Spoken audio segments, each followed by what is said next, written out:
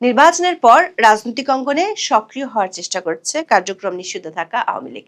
নির্বাচনের পরদিন থেকে আওয়ামী লীগের কেন্দ্রীয় কার্যালয় সহ সারা দেশের ২৬টি জেলা ও উপজেলায় দলীয় কার্যালয় খুলে দোয়া মোনাজাত, জাতীয় পতাকা উত্তোলন, ব্যানার টানানো ও স্লোগান দিয়েছে দলটির নেতাকর্মীরা। আওয়ামী লীগের এমন তৎপরতা দেখে জামাত ইসলামী চুপ থাকলেও এনসিপি বলছে বিএনপির গ্রিন সিগন্যাল থাকায় মাঠে নামছে আওয়ামী লীগ। প্রশ্ন হলো, সরকারি দল বিএনপি কি ভাবছে? কিছু জায়গায় আওয়ামী লীগের তৎপরতা স্থানীয় ছাত্রদল ও বৈষম্য বিরোধীদের বাধার মুখে পড়লেও কেন্দ্রীয় পর্যায়ে বিএনপির শীর্ষ নেতৃত্বকে এ বিষয়ে প্রকাশ্যে কঠোর অবস্থান নিতে দেখা যায়নি। আবার আওয়ামী লীগের দুজন সাবেক এমপি সহ বেশ কয়েকজন নেতা জামিনে মুক্তি পেয়েছেন। বিএনপির একাধিক সূত্র বলছে, নির্বাচনের আগে থেকে আওয়ামী লীগের ভোট ব্যাংক নিজেদের দিকে আনার জন্য মাঠ পর্যায়ে অনানুষ্ঠানিক সহনশীলতার একটি পরিবেশ তৈরি হয়েছে। এখন সামনে স্থানীয় সরকার নির্বাচনের আগে বিএনপিকে আওয়ামী লীগের ব্যাপারে একটি সিদ্ধান্ত দ্রুতই নিতে হবে, সে ইঙ্গিত দিয়ে রেখেছেন বিএনপির মহাসচিব মির্জা ফখরুল ইসলাম আলমগীর। আবার জামায়াত ইসলামের একটি অংশ মনে করে, স্থানীয় সরকার নির্বাচনের আগে সরাসরি আওয়ামী লীগের বিরুদ্ধে না গিয়ে কৌশলগত অবস্থান নিতে চায়। প্রশ্ন হলো, নির্বাহী আদেশে অধ্যাপক ইউনূসের অন্তর্বর্তী সরকার যে আওয়ামী লীগের কার্যক্রমের উপর নিষেধাজ্ঞা দিয়ে গেছে, সেটি কোন প্রক্রিয়ায় তুলে নেবে সরকার? সরকারের একটি সূত্র বলছে, এক্ষেত্রে ৩টি বিকল্পের কথা ভাবছে সরকার। ৩টির মধ্যে দ্বিতীয় বিকল্পের পথে হাঁটলে মার্চের শেষ দিকে স্বয়ংক্রিয়ভাবে আওয়ামী লীগের নিষেধাজ্ঞা অকার্যকর হয়ে যেতে পারে। এই বিকল্পগুলো নিয়ে পরীক্ষা নিরীক্ষা করবে আইন মন্ত্রণালয়। আবার মাঠ পর্যায়ে আওয়ামী লীগের অবস্থান ও দলটি নিষেধাজ্ঞা তুলে দিলে এর প্রভাব কি হতে পারে তা নিয়ে রিপোর্ট তৈরি করতে কাজ করছে দুটি গোয়েন্দা সংস্থা। বিস্তারিত জানতে চলুন যাওয়া যাক বিশ্লেষণে।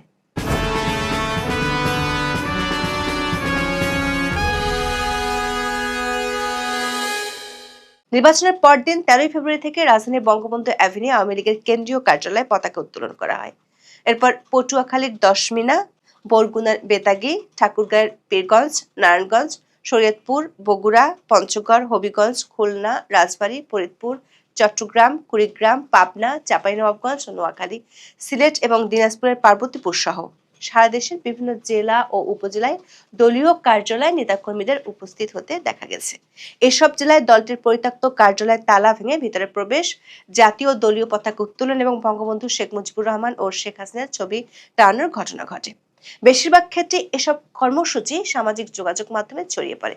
সবশেষ ধানমন্ডির আওয়ামী লীগের সভাপতির রাজনৈতিক কার্যালয়ের ফটকের সামনে জাতীয় পতাকা ও বঙ্গবন্ধুর ছবি রেখে স্লোগান দিয়েছে কার্যক্রম নিষিদ্ধ যুব মহিলা লীগের একদল নেত্রী। রাজনৈতিক বিশ্লেষকদের মতে, তৃণমূল পর্যায়ে এ ধরনের উপস্থিতি কেবল সাংগঠনিক বার্তা নয়, বরং জাতীয় রাজনীতিতে পুনরায় জায়গা করে নেওয়ার কৌশলগত প্রচেষ্টার অংশ।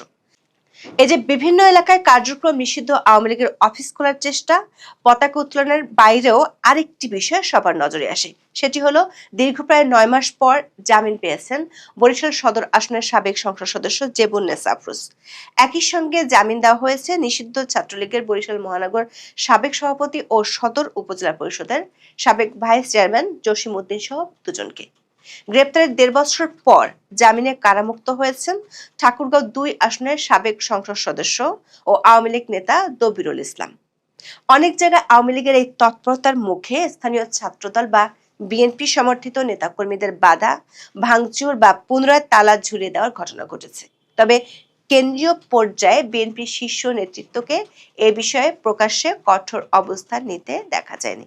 বিষয়টিকে কার্যক্রম নিষিদ্ধ আওয়ামী লীগের প্রতি নতুন সরকারের নমনীয় মনোভাব বলে মনে করছেন বিশ্লেষকেরা। তাদের মতে, ত্রয়োদশ জাতীয় সংসদ নির্বাচনকে ঘিরে রাজনৈতিক সমীকরণে বড় পরিবর্তন এসেছে। সরকার গঠনের পর বিএনপির একটি অংশ মনে করছে, ইসলামী দলগুলোর উত্থান, বিশেষ করে জামাত ইসলামীকে মোকাবেলা করতে হলে আওয়ামী লীগকে পুরোপুরি রাজনৈতিকভাবে মাঠের বাইরে ঠেলে দেওয়া কৌশলগতভাবে সুবিধাজনক নাও হতে পারে। বিশেষ করে জুলাই সনদ ও সংস্কার ইস্যুতে আওয়ামী লীগ ও বিএনপির অবস্থান প্রায় একই বিন্দুতে এসে ঠেকেছে বলে বিশ্লেষকেরা মনে করছেন। বর্তমান সংসদে বিরোধী দলগুলোর সঙ্গে বিএনপির যে টানাপোড়েন তৈরি হয়েছে, তার কেন্দ্রে রয়েছে সংবিধান সংস্কার পরিষদের শপথ না নেওয়া ও জুলাই সনদের বাস্তবায়ন প্রশ্ন। সম্প্রতি মন্ত্রিসভার শপথ অনুষ্ঠান বয়কট করেছে জামাত, এনসিপি সহ কয়েকটি বিরোধী দল। তাদের অভিযোগ, জুলাই সনদের প্রতিশ্রুতি বাস্তবায়নে সরকার আন্তরিক নয়। অন্যদিকে আওয়ামী লীগ ও জুলাই সনদ বাস্তবায়নের বিষয়ে আপত্তি জানিয়ে আসছে, ফলে এই ইস্যুতে বিএনপি ও আওয়ামী লীগের মধ্যে নীরব সমঝোতার একটি ক্ষেত্র তৈরি হয়েছে, এমন ধারণা রাজনৈতিক অঙ্গনে জোরালো হচ্ছে। নির্বাচনের আগেও গণভোট ইস্যুতে আওয়ামী লীগ না ভোটের পক্ষে প্রচারণায় সক্রিয় ছিল। যদিও বিএনপির কেন্দ্রীয় নেতৃত্ব সরাসরি কোনো অবস্থান নেয়নি, তবু তৃণমূল পর্যায়ে অনেক নেতাকর্মী না ভোটের পক্ষে প্রচারণা চালান। সে সময় থেকেই দুই দলের মধ্যে দূরত্ব কিছুটা কমতে শুরু করে বলে মনে করেন বিশ্লেষকেরা। রাজনৈতিক বিশ্লেষকদের মতে আওয়ামী লীগ এখন সরাসরি বড় কর্মসূচির বদলে উপস্থিতি জানানোর কৌশল নিয়েছে। ছোট ছোট প্রতীকী কর্মসূচির মাধ্যমে তারা সংগঠনের অস্তিত্ব টিকিয়ে রাখতে চাইছে। একই সঙ্গে তারা দেখছে বিএনপির প্রতিক্রিয়া কতটা কঠোর বা সহনশীল হয়। এই প্রতিক্রিয়ার উপর নির্ভর করবে ভবিষ্যতের কৌশল। অন্যদিকে বিএনপির একটি অংশ মনে করছে বহুদলীয় গণতন্ত্রে একটি বড় দলকে সম্পূর্ণ নিষ্ক্রিয় রাখা দীর্ঘমেয়াদে রাজনৈতিক অস্থিরতা বাড়াতে পারে এবং এতে তৃতীয় শক্তি লাভবান হতে পারে। বিএনপির চেয়ারম্যান তারেক রহমান নির্বাচনের আগে বার্তা সংস্থা রয়টার্সকে দেওয়া এক সাক্ষাৎকারে বলেছেন, জনগণ চাইলে সাবেক প্রধানমন্ত্রী শেখ হাসিনার সন্তানরা রাজনীতিতে ফিরতে পারেন। এই বক্তব্যকে রাজনৈতিক মহল কেবল ব্যক্তিগত মন্তব্য হিসেবে দেখছে না, বরং এটি একটি বৃহত্তর রাজনৈতিক বার্তা হিসেবেই বিবেচিত হচ্ছে। জাতীয় সংসদ নির্বাচনে বিএনপির নিরঙ্কুশ বিজয়ের পর বিএনপির চেয়ারম্যান তারেক রহমানের সঙ্গে বৈঠকের আগ্রহ প্রকাশ করেন সাবেক প্রধানমন্ত্রী শেখ হাসিনার ছেলে সজীব ওয়াজেদ জয়।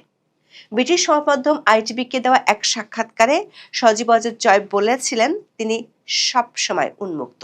তিনি এমন একজন মানুষ যে সব সময় আলোচনায় বিশ্বাস করে, তা যত কঠিনই হোক বা যার সঙ্গেই হোক, এটাই তার কৌশল। বিএনপির বিপুল বিজয়ের পর প্রথম সংবাদ সম্মেলনে আওয়ামী লীগ নিয়ে প্রশ্নের জবাবে তারেক রহমান বলেন, আইনের শাসন নিশ্চিত করার মাধ্যমে সমাধান হবে। সবশেষ গত ৮ই ফেব্রুয়ারি নতুন সরকার মন্ত্রী হিসেবে প্রথম কর্মদিবসে আওয়ামী লীগের বিষয়ে সরকার অবস্থান কি হবে এমন প্রশ্নের জবাবে স্থানীয় সরকার, পল্লী উন্নয়ন ও সমবায় মন্ত্রী মির্জা ফখরুল ইসলাম আলমগীর বলেন, এটা তারা রাজনৈতিকভাবে পরে জানাবেন। এ নিয়ে সরকারে আলোচনার পরে জানা হবে। নির্বাচন কমিশন সূত্রে জানা গেছে, মেয়াদ উত্তীর্ণ ঢাকা উত্তর ও ঢাকা দক্ষিণ এবং চট্টগ্রাম সিটি কর্পোরেশন নির্বাচন আয়োজনের মধ্য দিয়ে স্থানীয় সরকারের নির্বাচন কার্যক্রম শুরু করতে চাইছে ইসি। এ বিষয়ে স্থানীয় সরকার বিভাগ ইতিমধ্যে নির্বাচন কমিশনের কাছে চিঠি পাঠিয়েছে। এই ৩ সিটি কর্পোরেশন নির্বাচন শেষে পর্যায়ক্রমে বাকি ৯ সিটি কর্পোরেশন এবং পাশাপাশি জেলা পরিষদ, পৌরসভা ও উপজেলা পরিষদ নির্বাচন আয়োজন করা হবে। ২০২৪ সালের ৫ই আগস্ট সরকার পতনের পর মেয়র, চেয়ারম্যান ও কাউন্সিলরদের পদত্যাগের প্রেক্ষাপটে অন্তর্বর্তী সরকার ১২টি সিটি কর্পোরেশন, ৩৩০টি পৌরসভা, ৪৯৭ উপজেলা পরিষদ এবং ৬৪টি জেলা পরিষদের জনপ্রতিনিধিদের অপসারণ করে। বর্তমানে ইউনিয়ন পরিষদ ছাড়া এসব স্থানীয় সরকার প্রতিষ্ঠান প্রশাসকের মাধ্যমে পরিচালিত হচ্ছে। তবে আদালতের আদেশে চট্টগ্রাম সিটি কর্পোরেশনের মেয়র হিসেবে দায়িত্ব পালন করছেন শাহাদাত হোসেন। ইসি সূত্র জানায়, অন্তর্বর্তী সরকার দায়িত্ব নেওয়ার পরপরই স্থানীয় সরকার নির্বাচন আয়োজন নিয়ে আলোচনা উঠেছিল। সে সময় ৩ বড় সিটি কর্পোরেশন ঢাকা উত্তর, ঢাকা দক্ষিণ ও চট্টগ্রাম সিটি কর্পোরেশন নির্বাচন আয়োজনের প্রস্তুতি নিতে চিঠি দেওয়া হয়। পরে অবশ্য বিএনপি সহ অধিকাংশ রাজনৈতিক দলের আপত্তির কারণে সংসদের আগে স্থানীয় সরকার নির্বাচন আয়োজনের সম্মতি দেয়নি সরকার। সরকারের বিরুদ্ধে সমালোচনা দানা বাঁধার আগেই নির্বাচনে ২/৩ জয়ের আমেজ টাটকা থাকতে থাকতে বিএনপি স্থানীয় সরকার নির্বাচনগুলো সেরে ফেলতে চায়। নির্বাচন কমিশনার আব্দুর রহমান আল মাসুদ বলেছেন, ঈদের পর স্থানীয় সরকার নির্বাচনগুলো ধারাবাহিকভাবে সম্পন্ন করা হবে। বিএনপির শীর্ষ নেতাদের কয়েকজন মনে করেন, এই স্থানীয় সরকার নির্বাচনগুলোর আগে আওয়ামী লীগের নিষেধাজ্ঞার বিষয়ে বিএনপিকে একটি সিদ্ধান্ত নিতে হবে। কারণ জাতীয় নির্বাচনে আওয়ামী লীগের ভোটারদের একটি বড় অংশের ভোট বিএনপির বাক্সে পড়েছিল। ভোটার হিসেবে দেখা গেছে, আওয়ামী লীগের ঘাঁটি হিসেবে পরিচিত এলাকাগুলোতে বিএনপি নিরঙ্কুশ জয় পেয়েছে। বিষয়টিকে মাথায় রেখে স্থানীয় সরকার নির্বাচনের আগে সরকার আওয়ামী লীগের ব্যাপারে সিদ্ধান্ত নিতে চায়। না হলে স্থানীয় সরকার নির্বাচনে একই ভোট ব্যাংক বিএনপির বিরুদ্ধে গেলে উল্টো ফল আসতে পারে। অন্যদিকে জামাতের নেতারা মনে করেন, অনেক এলাকায় যেখানে বিএনপির নেতারা আওয়ামী লীগের উপর নির্যাতন চালিয়েছিল, সেখানে আওয়ামী লীগ জামাতকে ভোট দিয়েছিল। আবার স্থানীয় সরকার নির্বাচনের আগে সরাসরি আওয়ামী লীগের বিরুদ্ধে প্রকাশ্যে জামাত ইসলামী বিরোধিতা করলেও সেটি হিতে বিপরীত হতে পারে। যদিও জামাতের জোটে থাকা এনসিপি মনে করে বিএনপির গ্রিন সিগন্যাল থাকার কারণেই আওয়ামী লীগের নেতা কর্মীরা কার্যালয়গুলো খুলছে। দর্শক, ২০২৪ সালের ১২ই মে আওয়ামী লীগের কার্যক্রম নিষিদ্ধ করে অন্তর্বর্তী সরকারের স্বরাষ্ট্র মন্ত্রণালয়ের জননিরাপত্তা বিভাগের রাজনৈতিক শাখা ২ থেকে একটি আদেশ জারি করা হয়েছিল। ওই আদেশটি জারির জন্য সরকার এর আগে ২০০৯ সালের সন্ত্রাস বিরোধী আইনটি সংশোধন করে সন্ত্রাস বিরোধী সংশোধন অধ্যাদেশ ২০২৫ জারি করে।